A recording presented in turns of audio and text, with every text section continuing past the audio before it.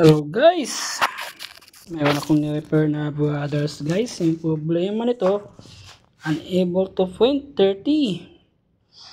Yung error niya, yung dapat yung gawin mo nito, yung solution nito ay yung cleaning, clean yung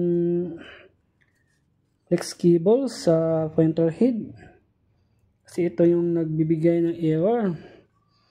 Ito, i-clean mo lang ito ng eraser, gamitan ng eraser.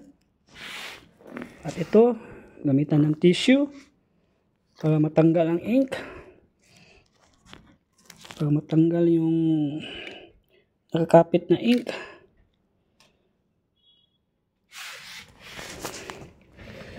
Ito lang yung gagawin guys, cleaning lang yung printer. At tanggalin yung ink sa yung waste niya, tanggalin yung ink para hindi matapon. Kapag puno ng ink guys, ang mangyayari, yung ink mapupunta sa mga flex wire at sa pointer head.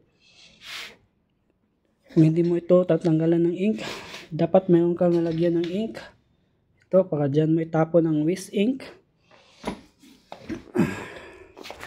Yun lang guys. Error, unable to print 30. Thanks for watching.